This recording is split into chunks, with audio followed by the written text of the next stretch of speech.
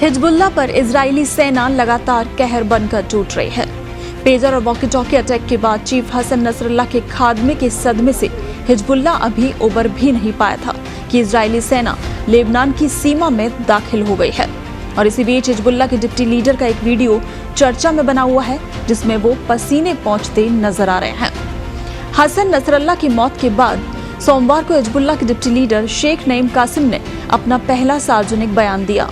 इस pre recorded बयान में कासिम ने कहा कि वो इजरायली सेना के किसी भी हमले का सामना करने के लिए तैयार हैं। और आपको बता दें कि उनका ये वीडियो लेबनान में आज इजराइल की सेना के दाखिल होने से पहले का है। उन्होंने कहा कि अगर इजराइल हमारी सरजमी पर दाखिल होता है तो हम पूरी मुस्तैदी के साथ उसका मुकाबला करेंगे। इस प्री रिकॉर्डेड बयान में कासिम ने कहा कि लेबनान में हमारे कमांडर्स और नागरिकों की मौत के बावजूद हम झुकेंगे नहीं। हम लेबनान की रक्षा के लिए गाजा का सहयोग करना जारी रखेंगे।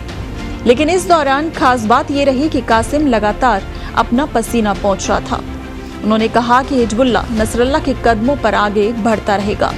हिजबुल्लाह के लोग उसी रास्ते पर आगे बढ़ते रहेंगे जो नसरल्लाह का रास्ता था। कासिम ने कहा कि ये जंग लंबी चल सकती है।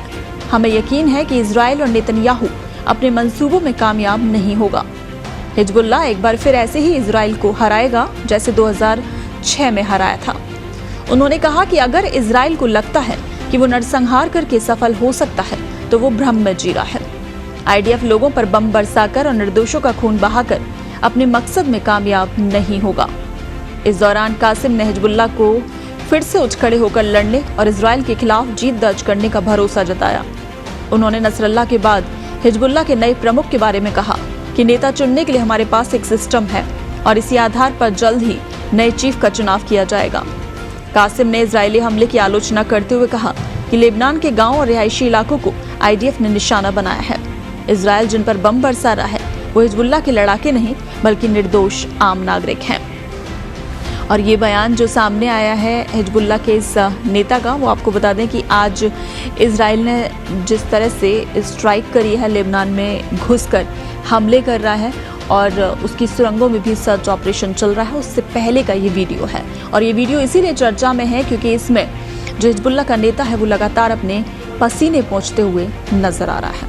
हसन नसरल्लाह की मौत के बाद सोमवार को हिजबुल्लाह के डिप्टी लीडर शेख नईम कासिम ने अपना पहला सार्वजनिक बयान दिया।